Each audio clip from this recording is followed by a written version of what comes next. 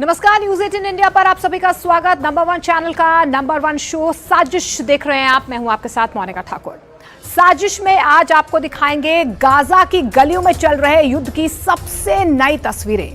Israel के ground operation को रोकने के लिए हमास ने अपना सीक्रेट हथियार चलाना शुरू कर दिया है। ये इतना सटीक है कि एक ही हमले में इजरायल के कई टैंक दम तोड़ चुके हैं।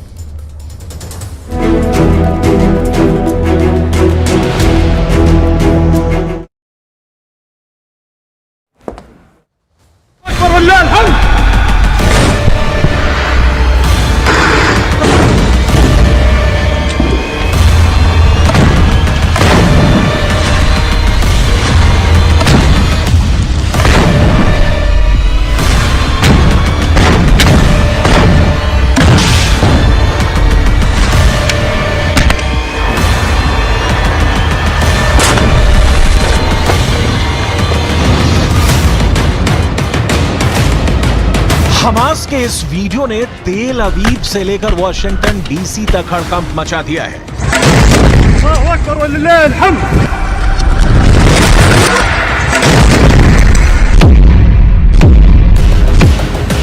2 मिनट के वीडियो ने इजरायल को चौकन्ना कर दिया है। इसके हर एक सेकंड में इतनी आग है कि गाजा के युद्ध का सबसे खतरनाक चेहरा सामने आ गया है।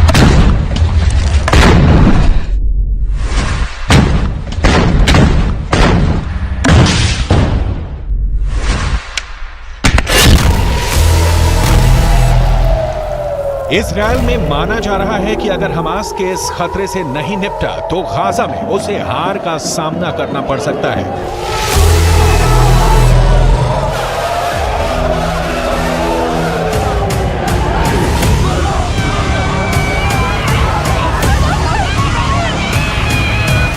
बहुत से हमले हो रहे हैं, बहुत से धमाके हो रहे हैं।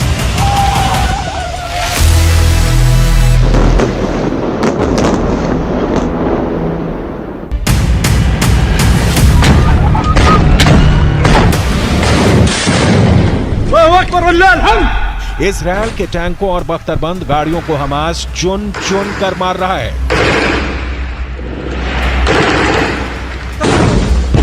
हमास ने क्या दिखाया, इजरायल ने क्या छुपाया, कौन गाजा में एक्सपोज हो गया?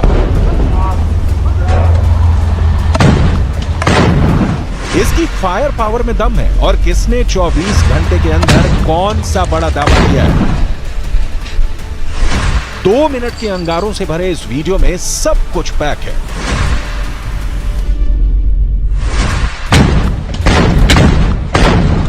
आग बहुत ज्यादा है, कौन कितनी लाशें गिरा रहा है?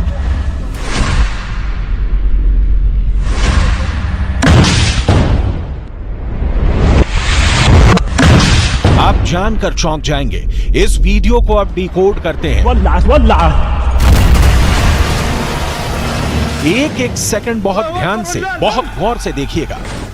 यह है गाजा में चल रहे ग्राउंड ऑपरेशन को लेकर हमास का सबसे नया वीडियो, जिसमें शुरुआत से पहला धमाका कंप्यूटर जनरेटेड ग्राफिक्स से दिखाया गया।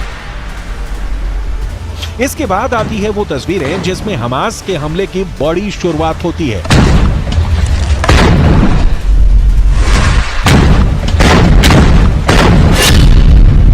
खंडर बन चुके गाजा की एक इमारत से दिखाई देता है इजरायल का मरकावा टैंक। हमास मोर्चा संभालता है और फिर छुप कर फायर करता है यासीन रॉकेट। रॉकेट फायर करते ही हमास का यह दस्ता दूसरे कोने पर भागते हुए पहुंचता है। एक टूटे हुए दरवाजे के बाहर रॉकेट ताना जाता है और फिर वहां खड़े इजरायल के एक टैंक पर यासीन एंटी टैंक रॉकेट दाग दिया जाता है। तीसरा हमला भी आड़ से किया जाता है। टारगेट पर इजरायल का टैंक है और हमला भी यासीन रॉकेट से किया जाता है। कुछ ही दिनों के अंदर हमास का यह रॉकेट पूरी दुनिया में चर्चा का मुद्दा बन गया है। चौथा हमला सड़क के पास खड़ी एक नेमर बख्तरबंद गाड़ी पर किया जाता है। इसमें 9 सैनिक बैठते हैं, इसलिए नुकसान का अंदाजा लगाइए।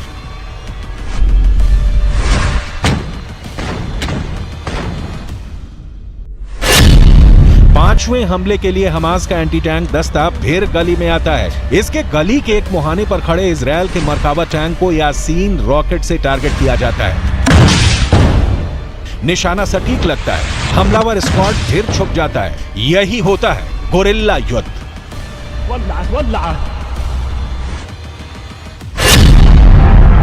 छठे हमले के लिए फिर यासीन रॉकेट से निशाना साधा जाता है। रोड की दूसरी तरफ एक मरकाबा टैंक खड़ा है और फिर धमाका एक दूसरे कैमरे से रिकॉर्ड किया जाता है।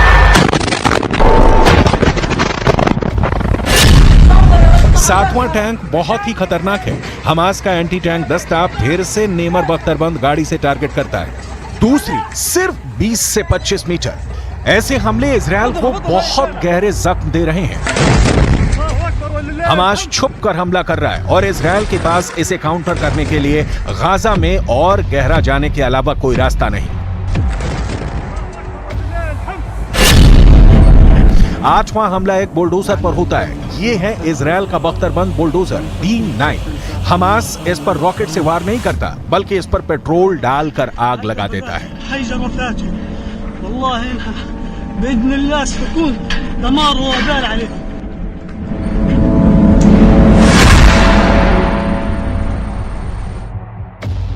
अभी तक के युद्ध में हमास का दावा है कि उसने इजरायल के 60 से ज्यादा टैंक और बख्तरबंद गाड़ियों को तबाह कर दिया है। इजरायल ने भी कई हमलों की पुष्टि की है। ऐसे में सवाल है कि क्या गाजा में चल रहा गोरिल्ला युद्ध इजरायल पर भारी पड़ने वाला है। इजरायल के रक्षा मंत्री के मुताबिक हमास की बड़ी हार शुरू हो चुकी है और अभी तक इजरायल ने हमास के 12 कमांडर मार गिराए हैं और अब उसकी लिस्ट में अगला नाम सिनवार का है, जिसे इजरायल 7 अक्टूबर को हुए हमले का मास्टरमाइंड मानता है।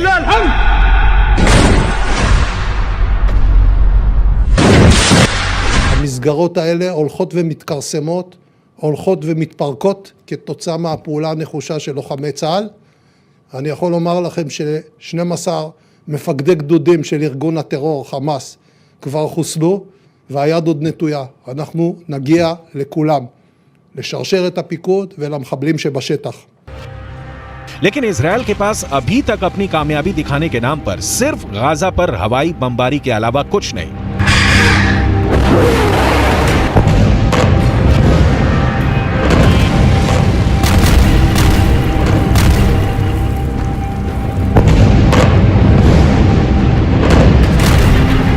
जबकि हमास जो वीडियो जारी कर रहा है उसमें इजरायल के टैंक फटते हुए साफ नजर आ रहे हैं। इन सब हमलों में हमास का यासीन रॉकेट इजरायल के लिए बहुत बड़ा खलनायक बनकर उभरा है। यासीन रॉकेट कैसा होता है, इसे समझने की कोशिश करते हैं। ये रॉकेट एक तरह से आरपीजी यानी कि रॉकेट प्रोपेल्ड ग्रेनेड का ज्यादा खतरनाक वर्जन है, ज्यादा डेंजरस है और ये है यासीन 105 रॉकेट, जो कि रशिया के भी PG-7VR की नकल कहा जाता है, यानी कि उससे भी ज्यादा खतरनाक कहा जाता है इसे। लेकिन इस रॉकेट की खासियत क्या है? इस रॉकेट में 2 स्टेज वॉरहेड लगे होते हैं, यानी कि इसमें 2 जगह विस्फोटक होते हैं, एक यहां एक यहां। अब समझिए ये क्या काम करते हैं। इन्हें सबसे पहले तो आप ये जानिए कि टैंडम वर्जन कहा जाता है, यानी कि एक विस्फोटक इसमें आगे लगा होता है ठीक इस जगह पे, वहीं दूसरा विस्फोटक पीछे की तरफ 105 मिलीमीटर के दायरे में होता है। और टैंक में जो एक्सप्लोजिव रिएक्टिव आर्मर यानी कि एरा जो कवच होता है, पहला जो विस्फोटक यहां लगा होता है उसे भेदने का काम करता है, जिसके बाद 105 मिलीमीटर वाला वॉरहेड बड़ा ब्लास्ट करता है और फिर तहस नहस तबाही ला देता है और ये किसी भी टैंक की बख्तर को आसानी से भेद सकता है।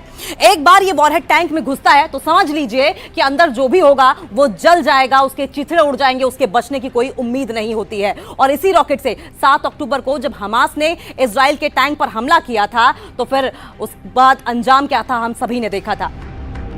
हमास के गोरिल्ला युद्ध में सुरंगों का इस्तेमाल हो रहा है। हमास के एंटी टैंक दस्ते सुरंगों से निकलकर इजरायल के टैंकों पर विस्फोटक फिट करने लगे हैं। ये बात इजरायल को बहुत परेशान कर रही है। ऐसे ही एक वीडियो में हमास का एंटी टैंक दस्ता इजरायल के एक मरकाबा टैंक पर विस्फोटक लगाकर आ जाता है। पहले उसमें धमाका करता है, इसके बाद पास में खड़े एक दूसरे मरकाबा टैंक पर यासीन रॉकेट से अटैक किया जाता है। दोनों ही हमले टैंक पर अचूक निशाना साबित होते हैं। हमास अब कंप्यूटर ग्राफिक से बनाए गए वीडियो में यह दिखाने की कोशिश कर रहा है कि इजरायल के टैंक पर कैसे विस्फोटक चिपकाया जाता है। इसे आप हमास का एंटी टैंक वॉरफेयर ट्यूटोरियल भी कह सकते हैं, जिसमें रॉकेट या मिसाइल का इस्तेमाल नहीं होता, बस टैंक पर जाकर विस्फोटक लगा देना होता है। इस वक्त इजरायल की सेना गाजा के अंदर एक एक इंच को साफ करके आगे बढ़ना चाहती है ताकि हमास के किसी भी खतरे से निपटा जा सके। गोरिल्ला युद्ध में इजरायल को बहुत बड़ा नुकसान उठाना पड़ सकता है और ये बात ग्राउंड ऑपरेशन के शुरुआती झटकों से साफ हो चुकी है। इजरायल के टैंकों पर इस वक्त अलग से जाली वाला कवच लगाया जा रहा है ताकि टॉप एंगल अटैक से मरकाबा को बचाया जा सके। इजरायल का ग्राउंड ऑपरेशन अभी उत्तरी गाजा में चल रहा है। इजरायल की सेना एक एक कोने को तलाश रही है क्योंकि कहां पर सुरंग होगी और कहां से हमास का अगला हमला होगा, इसकी उसे भनक तक नहीं लगती और हमला हो जाता है। जबकि इजरायल का दावा है कि हमास के कई कमांडरों की कब्र खोदी जा चुकी है।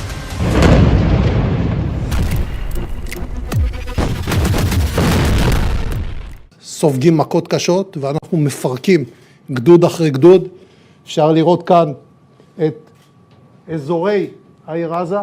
בכל מקום כזה, בכל ריבוע כזה, יש לפחות מסגרת גדודית או פלוגתית. המסגרות האלה הולכות ומתכרסמות, הולכות ומתפרקות כתוצאה מהפעולה הנחושה של לוחמי צה"ל.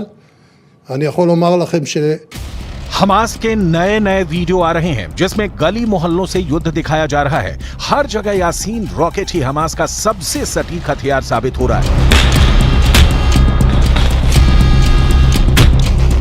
इस वीडियो में भी हमास के एंटी टैंक दस्ते अचानक सामने आते हैं और खंडहर बन चुकी इमारतों से इजरायली टारगेट पर यासीन रॉकेट दाग देते हैं।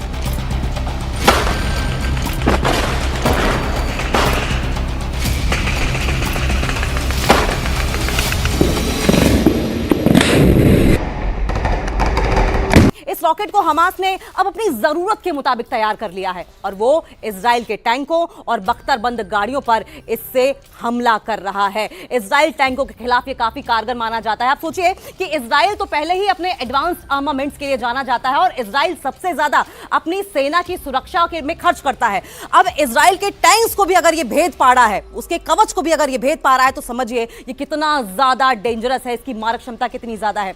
दुनिया भर में ये किसी भी सेना या फिर मिलिशिया का सबसे खतरनाक हथियार माना जाता है क्योंकि ये किसी भी एंटी टैंक मिसाइल के मुकाबले सस्ता होता है लेकिन तबाही उतनी ही ज्यादा मचाता है। आप समझिए कि जेवलिन जैसी मिसाइलें जो कि करोड़ों के निर्माण के बाद बनती हैं, ये महज कुछ डॉलर्स में ही बनकर तैयार हो जाता है, यानी कि सस्ता भी है, टिकाऊ भी है और सबसे बड़ी बात खतरनाक यानी डेंजरस भी है। यासीन रॉकेट का नाम हमास को कायम करने वाले शेख अहमद यासीन पर रखा गया है। 2004 में इजरायल ने एक हमले में शेख अहमद यासीन को मार डाला था, लेकिन अब इस रॉकेट को अपना सबसे बड़ा हथियार बना चुके हमास ने एंटी टैंक दस्तों में इसकी सप्लाई तेज कर दी है।